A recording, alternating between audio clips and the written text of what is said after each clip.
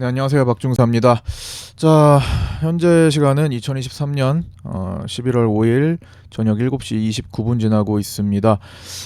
금요일 마감 영상을 제가 오늘 일요일 늦게 찍게 된 이유는 오늘 있을 예정이었던 이제 금융위원회의 공매도 관련 브리핑을 일단 듣고 찍기 위해서 좀 늦췄고요.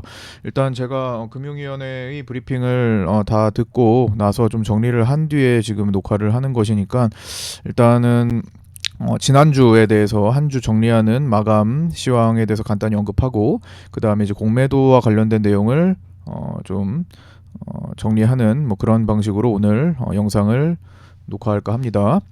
자, 일단 첫 번째로 단기 급반등 구간이 진행되고 있습니다. 나스닥이 생각보다 굉장히 빠르게 치고 올라오고 있어요. 거의 단숨에 한 4일 만에 5일 만에 지금 추세 상단까지 거의 뭐 치고 달리는데 FOMC 효과 그다음에 국채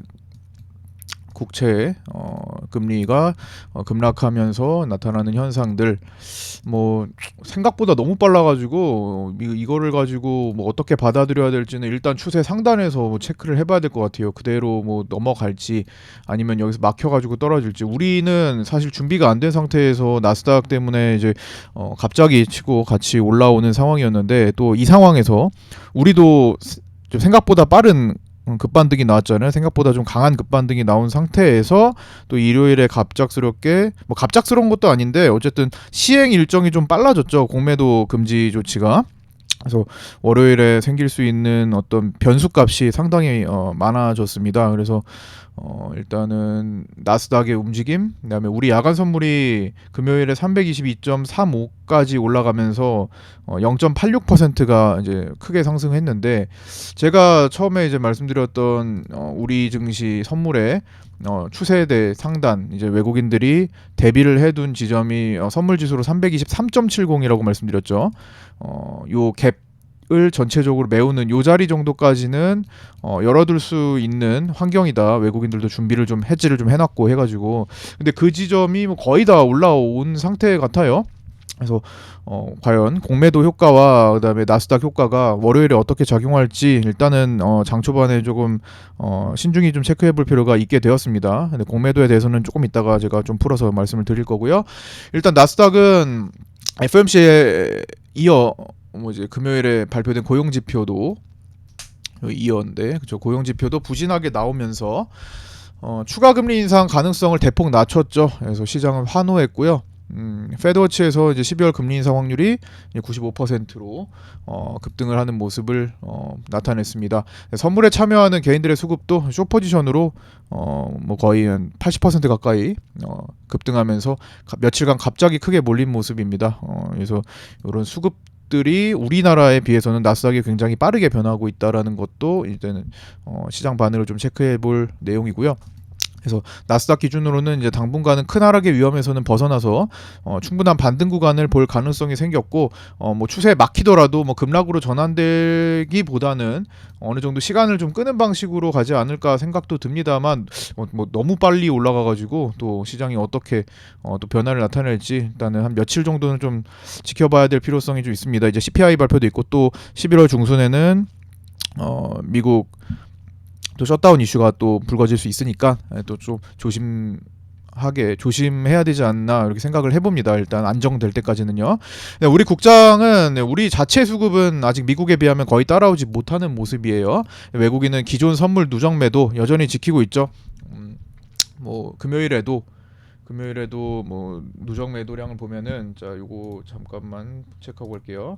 누적 매도량을 보면은 여기 1,800억 정도 선물 매수로 끝났는데 이것도 보시면은 장중에 4천억 정도 넘어가다가 막판에 거의 다 또 뱉어내고 끝났습니다. 반 이상.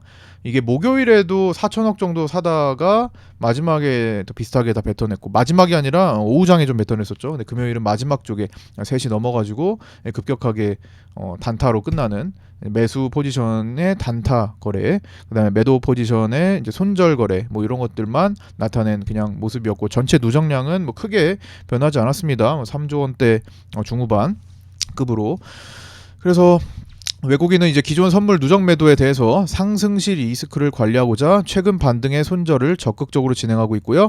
12월물에 대해서만 목요일은 290억 손절, 금요일은 270억 정도 손절을 한 것으로 추정이 됩니다.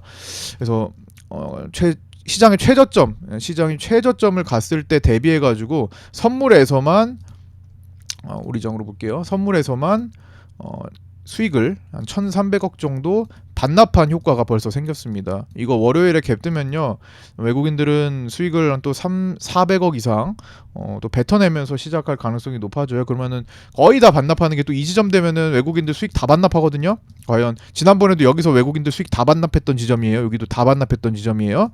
다 반납했던 지점이 되면 또 어떤 반응을 보일지 또 궁금해집니다.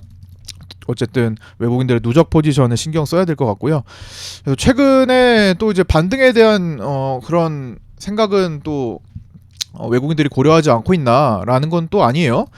갑자기 외국인들의 달러 선물 매도가 조 단위로 넘어갑니다. 그래서 최근에 이틀 동안에 1조 6천억 정도 달러 선물 매도를 하면서 환율이 지금 급락했죠. 그래서 그런 식으로 강해지면서 환율 급락 나왔고, 외국인들의 자금 유입이 또 준비되는 상황으로도 볼 수 있을 것 같아요. 지금까지 계속 장기간 중장기적으로 외국인들이 매도를 누적시켜 오면서 뭐 8월부터 본격적으로 진행된 거긴 한데, 어쨌든 몇 개월간 매도를 누적시켜 오면서 계속 이탈이 됐었고, 이제 뭐 어쨌든 바닥에서 유입이 돼야 될 거 아니에요. 그래서 유입을 미리 준비하는 상황으로도 이제 볼 수 있는 것 같아요. 외환 시장을 보면은. 그래서 그러나 이제 달러 지수의 하락폭과 비교를 한번 해보면은 우리의 환율 급락이 더 빠른 것으로 좀 추정이 됩니다. 보시면 지금 뭐 우리 환율이 지금 1,310원 언더로 지금 급격하게 내려앉았고, 그 다음에 이제 달러 지수를 보면은 좀 반응이 없다가 이제 금요일에 막판에 좀 내려가면서 어느 정도 키 맞추기가 되는 그런 모습이 좀 나타났거든요. 그래도 우리 환율이 조금 더 과격하게 좀 내려왔죠, 달러 지수에 비해서. 그래서 달러 지수의 하락폭과 비교하면 아직은 이제 그 달러 선물을 통한 파생 상품을 통한 의도적인 급락에 가깝다고 좀 볼 수 있을 것 같습니다. 그래서 뭐 청산을 하면 또 급반등이 될 여지도 있는 거거든요. 그래서 무조건적으로 받아들여서는 이러한 급락에는 조금 조심을 하셔야 될 것 같습니다. 변화를 일단 크게 나타내면 그 뒤에 안정적으로 바뀌는지 아니면 다시 급변화가 되는지를 좀 살펴야 된다라는 거예요. 그래서 누적 현 선물 매도량은 여전히 3조 원대 중반을 유지한 가운데 해지성으로 옵션과 미니 선물, 그다음 ELW, 달러 선물 정도를 이제 상방으로 전개시키고 있는 과정이고요. 선물 포지션은 12월 만기 때까지 해결이 안 될 경우 이제 한 5주 정도 남았죠. 12월 만기 날까지 14일입니다. 12월 14일 만기까지 뭐 크게 남지 않았습니다. 5주 정도. 그래서 그때까지 해결이 안 될 경우 대부분 롤오버를 해서 3월로 넘어갈 것으로 추정되면서 추정되고 있고요. 여전히 시장은 12월물보다 3월물이 더 낮게 거래되는 중입니다. 그러니까 12월물 선물 지수보다, 선물 가격보다 이제 3월물 선물가가 더 낮게 거래되는 스프레드가 음매값을 유지하는데, 이게 만기 이후에 계속 음매값을 유지하고 있습니다. 한 0.7에서 0.8 정도로 뒤집혀 있는 상황이 지속되니까 요게 바뀔 때까지는 조금 계속 주의하자로 일단 말씀드리고 있습니다. 그다음에 뭐 물론 이제 나스닥이 이렇게 뭐 멱살 잡고 끌어올리는 구간에서는 뭐 나스닥과 함께 단기 반등은 충분히 뭐 가능할 수 있겠죠. 그래서 공격적 이제 혹은 바닥을 잡는 자금을 이제 중장기적으로 내가 여기 싸게 잡았어, 이제 계속 끌고 가야겠다, 이런 식으로 이제 중장기적으로 바닥을 잡았다라는 생각을 하기가 조금 아직은 거북해요. 그래서 그런 생각은 아직은 좀 조심하셔야 되고, 아직은 리스크가 크다는 생각입니다. 그래서 뭐 모든 하락장에서도 중간에 이런 급반등 구간이 나오는 흐름도 고려를 하시면서 단기성 매매를 들어갔다 나왔다 하시는 것은 찬성. 그러나 내가 이제 싸게 잡았으니까 그냥 가만 놔둬야지, 아니면 공격적으로 지금 현금화됐던 거를 막 다 써야지, 뭐 이런 식으로 접근하는 것은 굉장히 위험할 수 있다라는 거는 아직도 유지하도록 하겠습니다. 그 다음에 이제 공매도 금지 중요하죠. 이제 공매도가 생각보다 좀 빠르게 결정이 됐어요. 뭐 이것저것 뭐 한 달 정도 동안 얘기가 있었는데 정치권에서 일요일에 긴급 비공개 기자회견까지 열고 어쨌든 브리핑을 좀 하면서, 비공개를 끝나고 이제 기자회견까지 이제 다 들어보긴 했는데 생각할 점이 좀 많아졌습니다. 이제 변수가 어떻게 들어왔는지 자 보시면 이제 하나씩 생각을 좀 나눠보도록 할 텐데요.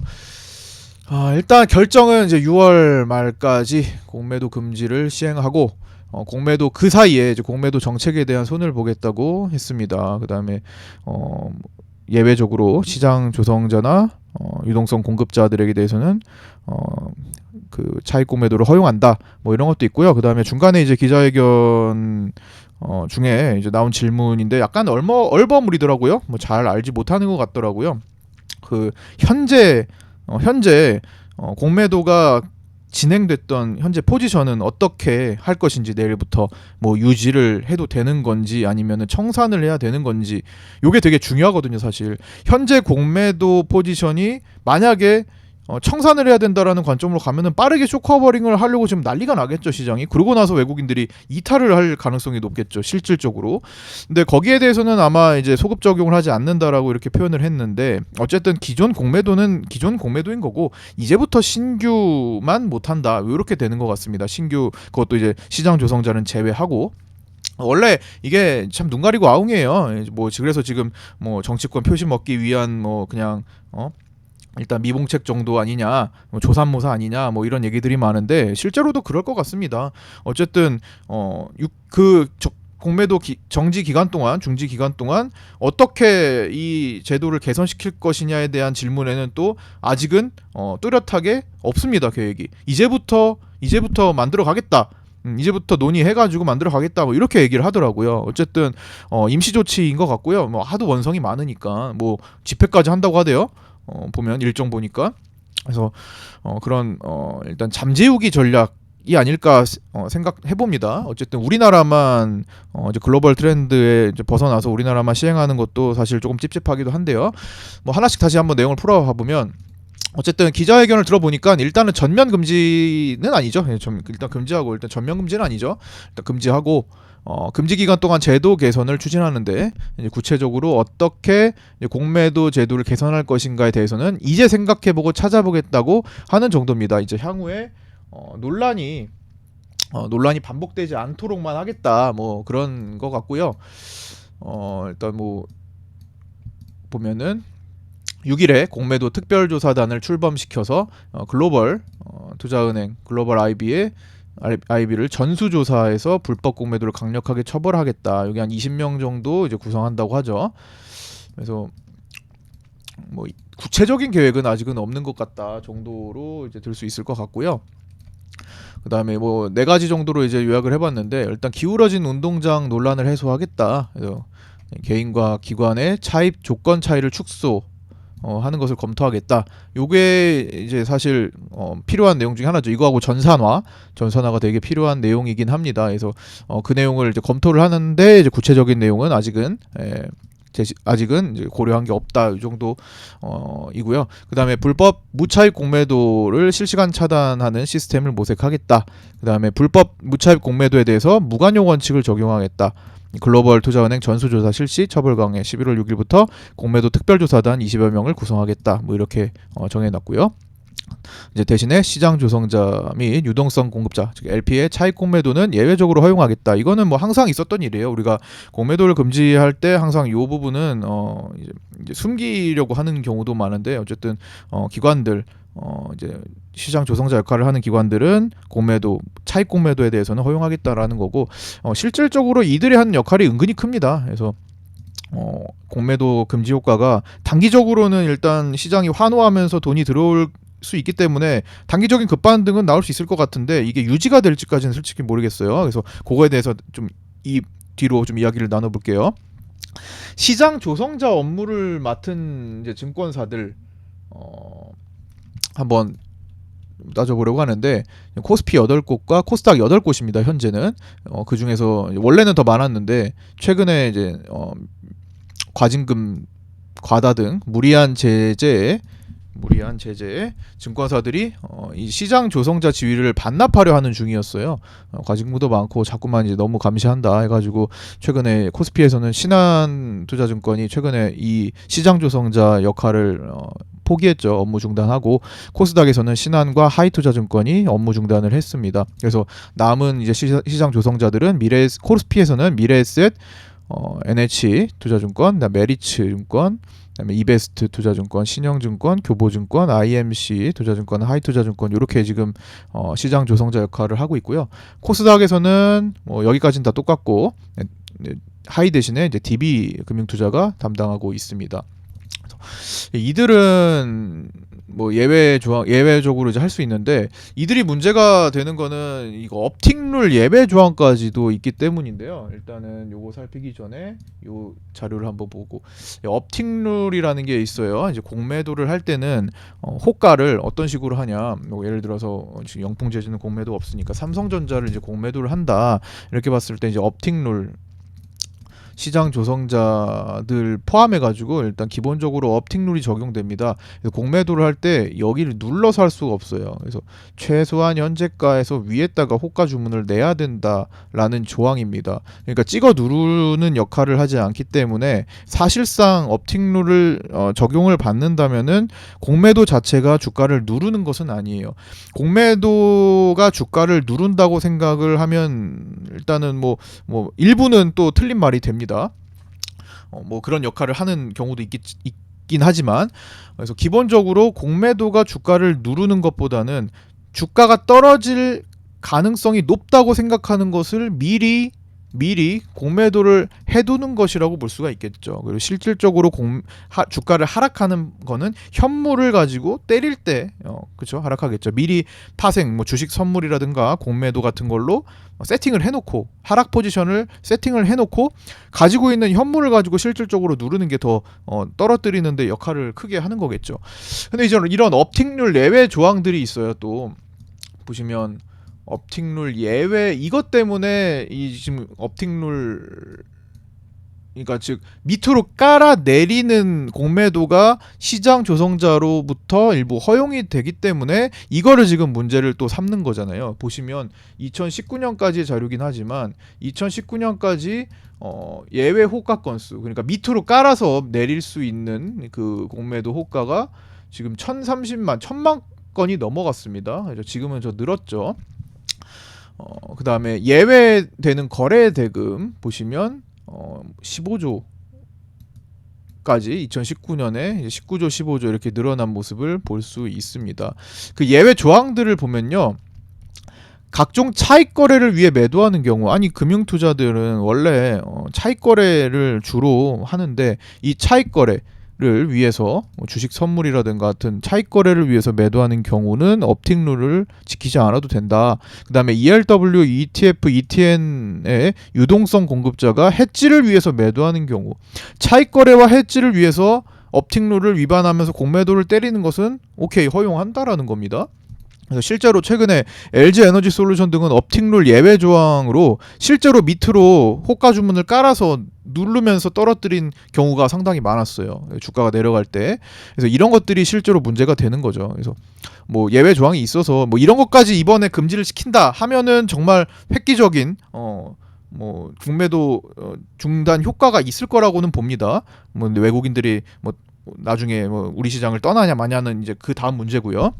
그래서 이들은 그대로 어쨌든 유지되기 때문에 얼마나 실효성이 있을지는 의문인 상태입니다. 그래서 진짜 뭐 총선용 뭐 정책이다 뭐 이렇게 지금 비판받고 있는 것도 있잖아요. 그래서 뭐 결국에는 이번 정책 타깃은 외국계 불법 무차익 공매도인 거죠. 그래서 근데 이제 외국인들은 이미 공매도를 또 많이 해둔 상황에서 이것도 소급 적용하지 않으니까 기존의 공매도 포지션 그대로 유지되는 겁니다. 그렇죠?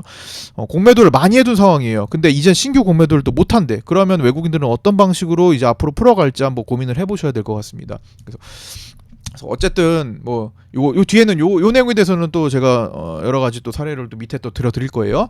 어쨌든 이번 사례는 역사적으로 네 번째 공매도 금지 조치입니다. 예, 그것도 한번 체크를 해보시고 자 이렇게 공매도 과거 공매도 전면 금지 기간 2008년 금융위기 때 10월부터 2009년 5월까지 있었고 그 다음에 2011년 유럽 재정위기 때 3개월 정도 있었고요. 그 다음에 우리가 최근에 아는 이제 코로나 사태 때 12개월 넘게 공매도 금지 조치를 취한 적이 있습니다. 근데 이번 세 가지는 특히나 요거는 조금 그런데 요거 금융위기 때랑 코로나 때는 글로벌 트렌드였어요. 그죠?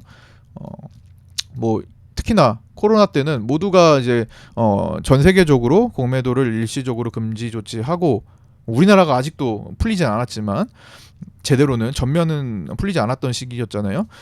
어쨌든 뭐 그때랑은 좀 많이 다른 상황이긴 합니다. 이때는 뭐 유동성으로 끌어올린 시기였기도 하고 어쨌든 여기서 좀 설명드리면 유동성 장세였던 20년 3월 이후 금지 기간을 이제 제외하면 나머지 요 시기 동안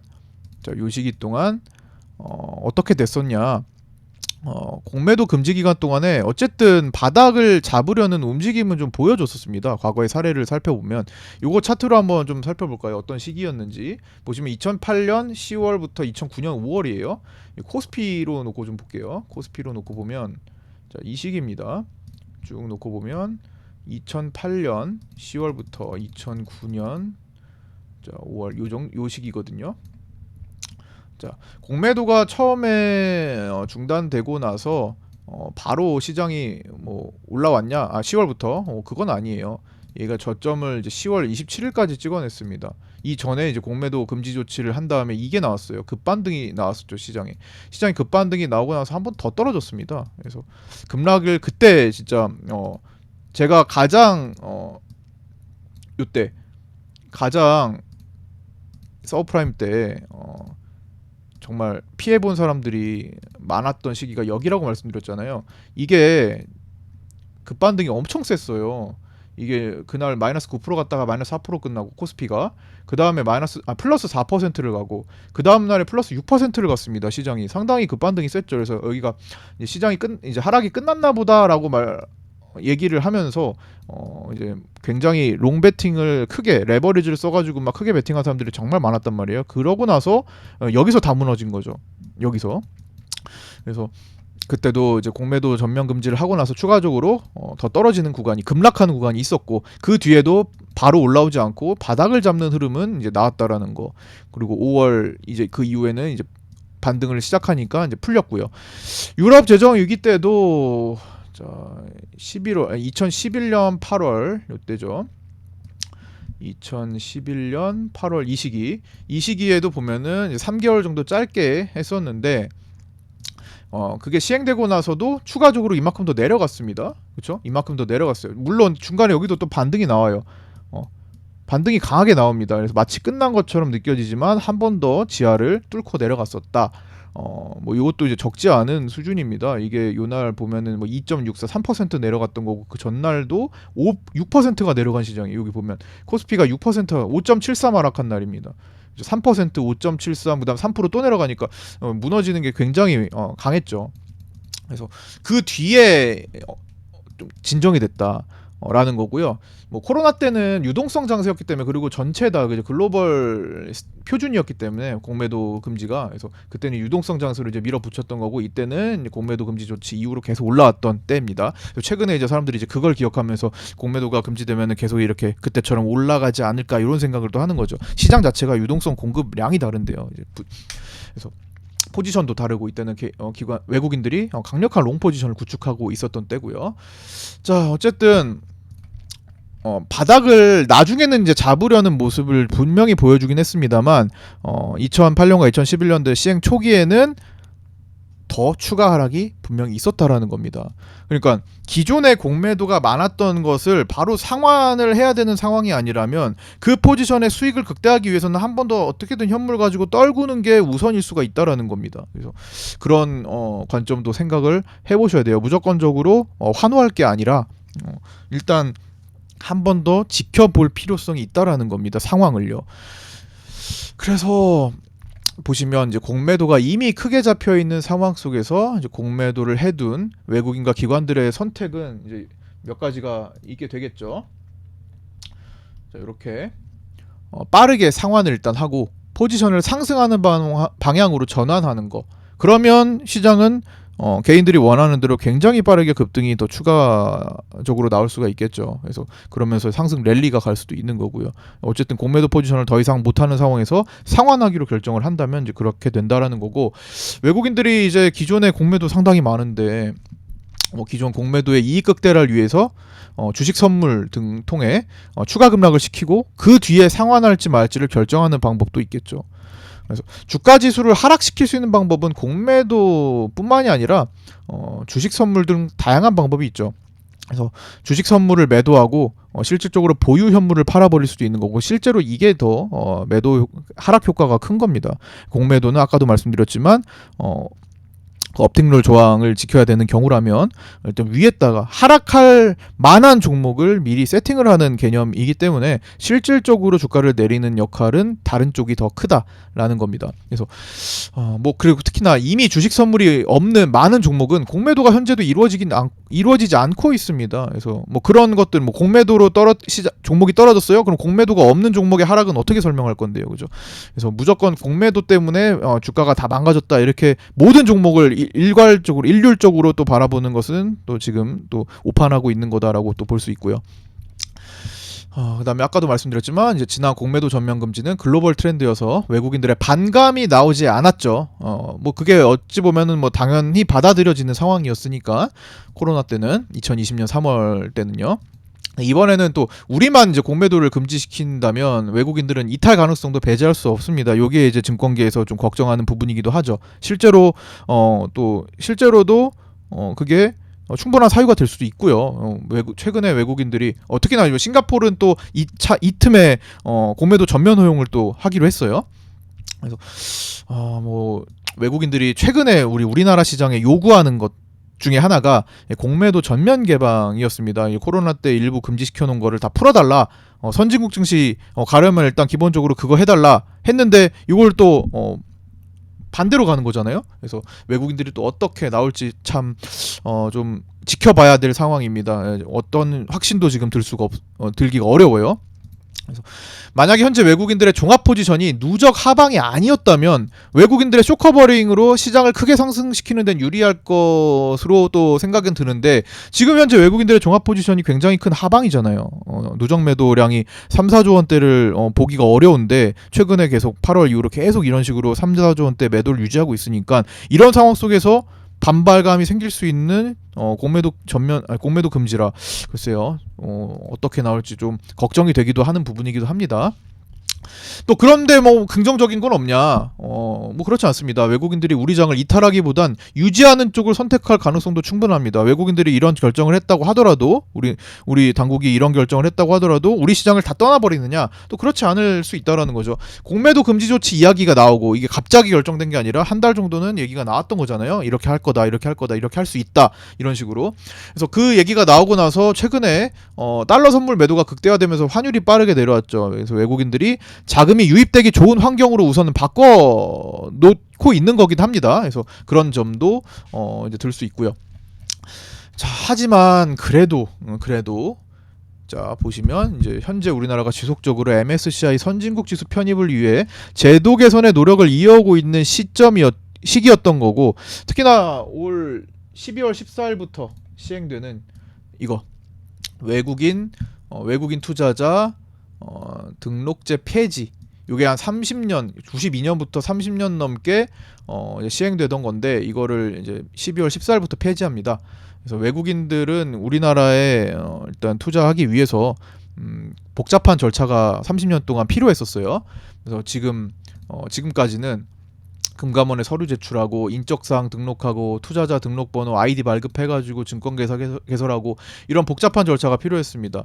개인 투자자들이 접근하기가 상당히 어려웠죠. 근데 12월 14일부터는 이제 법인 식별번호 가지고, 그 다음에 개인은 여권번호 가지고 바로 증권계좌를 개설해서 매매할 수 있습니다. 우리가 이제 미국 증시를 매매하는 것처럼 조금 간편해질 거다 하는 거고요. 외국인들이 일단 기본적으로 이거를 해달라고 했었고, 두 번째는 공매도 전면 개방을 해달라고 했었죠. 뭐 그 뒤에 이제 다른 것들도 있지만, 어쨌든 요게 이제 하나가 시행되면서 하나는 또 반대로 가요. 그렇기 때문에 이 효과를 과연 볼 수 있을 것인가? 이거는 이제 외국인들의 유입될 수 있는 요인이기도 합니다. 근데 이제 이탈 요인이 또 같이 생겨버리니까 이게 또 만나버리면서 또 변수가 많이 생긴 거죠. 그래서 과연 어떻게 진행될지 12월까지는 굉장히 우리는 조심해야 되는 게 일단 필요할 것 같아요. 특히나 요 12월 14일은 내마녀의 날입니다. 아니 이게 30년 동안 시행되다가 올해 초에 이걸 결정을 했어요. 이렇게 하기로. 근데 하필이면 또 시행일이 2023년 마지막 내만유의 날입니다. 왜 하필 또 그날 시작하는지 하고 많은 날 중에 또 12월 14일 목요일 선물 옵션 동시 만기일부터 시행되니까 또 요걸 가지고 또 어떤 변수가 또 생길 수가 있겠죠. 일단은 장기적으로는 외국인들의 유입에는 좋은 조건이 됩니다. 어쨌든 자금을 가지고 들어오는 외국인들이 많다라는 것은 또 환영받을 일이기도 하죠. 그러나 초반에는 항상 어떤 정책이 시행되는 초반에는 불편한 점이 많아요. 적응하기 전까지는 굉장히 그래서 난잡한 경우도 많고, 지금 우리가 3개월 전에 7월 말에 시행됐던 거 뭐예요? 프리장 15분 먼저 선물 거래가 시작되는 거, 그 다음에 월요일 위클리 옵션 만기 생긴 거, 그러고 나서 지금 8월 2일부터 외국인들의 매도 포지션을 굉장히 많이 쌓아둔 거잖아요. 그리고 15분 동안 세팅할 수 있는 시간을 보이고 굉장히 개인 투자를 더 힘들게 했었죠. 뭐 그런 초반에는 항상 제도가 바뀌고 초반에는 이런 적응기가 좀 필요합니다. 그때 굉장히 좀 어지러운 장이 좀 펼쳐질 수 있어요. 30%로 제도가 바뀌었던 2015년에도 처음에는 이제 상한가가 거의 안 가다가 이제 충분히 적응하고 나서 상한가도 많이 가고 하한가도 가고 막 이렇잖아요. 어쨌든 12월 14일부터 시행되는 이 외국인 투자자 등록제 폐지를 앞두고 중요한 조건 중 하나인 공매도 전면 개방에 완전히 위배되는 정책을 시행했을 때 이 또한 외국인들이 어떻게 받아들여질지 의문이라는 겁니다. 그다음에 12월 14일 요게 이제 내만여의 날인 것도 좀 굉장히 좀 수상하기도 하고요. 어쨌든 큰 자금을 좀 특정할 수 없는 자금도 들어오기가 쉬워지는 거잖아요. 개인 투자자 계좌를 개설해가지고 거기서 부티크처럼 돈을 모아가지고 막 시장을 교란시킬 수도 있는 거니까 이번 내만유의 날은 진짜 특히나 파생하시는 분들 굉장히 조심하셔야 될 겁니다. 어떤 사태가 발생할지 몰라요. 그래서 지켜보고 나서 좀 정돈이 되면 좀 적극적으로 하셔도 좋을 것 같고요. 그 전까지는 몸살이자 이렇게 좀 계속 말씀드리고 있는 상황입니다. 어쨌든 그동안 그걸 앞두고 시행을 앞두고 외국인들이 지속적으로 현 선물을 매도하는 추세를 보여왔다는 점이 상당히 부담스러운 상황이다. 외국인 투자자 등록제도 폐지 자체도 장기적으로는 외국인들의 자금 유입을 용이하게 해 장점이 많지만 시행 초기에는 단계적으로 시장 교란이 많이 일어날 가능성도 생각해야 하는 상황입니다. 그래서 여러모로 지금은 이런 불확실한 변수에 놓여져 있는 상황으로서 개인들이 숏포지션에 강하게 몰리고 있는 나스닥에 힘입어서 갭상승으로 단기 급반등하는 장세를 보이고 있는 상황이라는 거, 전체적인 누적 수급이 절반 이상 돌아서는 모습이 나올 때까지는 당분간 축소 거래, 그 다음에 가급적 단기성 트레이딩을 통해 리스크를 축소하는 모습이 바람직해 보인다라는 겁니다. 현재 주어진 상황은 지금까지 우리가 본 적도 없는 굉장히 복잡한 상황이기 때문에 일단 우리가 거기에 개입하기보다는 조금 축소하면서, 그렇다고 아무것도 안 할 필요는 없어요. 축소하면서 단기성으로 일단 대응을 하시는 게 바람직해 보인다라는 겁니다. 설령 최저점을 잡는데 실패할지언정 최저점을 꼭 찍어내는 게 중요한 게 아니에요. 안정적으로 어떻게 바뀌느냐, 그 상태에서 하는 게 중요한 거죠. 그래서 꼭 최저점을 잡으려고 하지 마시고 이것 때문에 꼬이는 거거든요. 항상 최저점을 잡는 것은 우리가 할 수 없다라고 일단은 마인드 정립을 하신 다음에 거기에 실패할지언정 하락 추세 속에 잠깐의 단기 반등 구간에 무리하게 달려들어 꼬이는 일이 더 위험할 수 있다라는 거 꼭 생각을 해보셔야 될 것 같습니다. 나스닥에 의한 단기 급반등 상황을 당분간 지켜보면서, 그다음에 공매도에 대한 영향력이 어떻게 진행될지 초기에는 조금 더 지켜보면서 중심 수급 변화에 주목해보고 큰 변화가 없다면 의심해야 될 거라고 생각합니다. 일단 기본적으로 가장 중요한 외국인들의 선물에 포지션 전환이 일어날 수 있을 것인가, 그 다음에 현물 포지션 전환이 따라오는지 이것부터 파악하는 것이 가장 급선무라고 생각합니다. 공매도 눈가리기 아웅 정책일 수 있으니까 일단 초반에는 너무 뛰어들지 마시고 단기성, 그 다음에 축소 거래 유의하면서 시장의 흐름을 잘 지켜보시고, 제가 중대한 변화가 생긴다면 여러분들이 지금 저와 함께하고 계시는 라이브 방송이나 그 다음에 구독자 공개방, 그 다음에 물론 가장 우선적으로 전해드리는 이제 정혜연 파생반 주식반 여러분들께 전달을 실시간으로 해드리도록 하겠습니다. 자, 좀 늦어졌네요. 여기까지 마치도록 하고요. 나머지 이제 내일부터 또 이제 업데이트 되는 내용들 많이 있겠죠. 그런 것들도 정리해서 계속 꾸준히 보내드리도록 하겠습니다. 자, 고생들 많으셨고요. 남은 주말 시간 푹 쉬시고 월요일 아침 8시 20분에 유튜브 라이브에서 뵙도록 하겠습니다. 구독과 좋아요, 알림 설정도 부탁드리고요. 정보 공유방에 입장 안 하신 분들 구독자이시면 다 들어올 수 있으니까 문의 주셔서 입장하시기 바랍니다. 자, 감사합니다. 고생하셨습니다.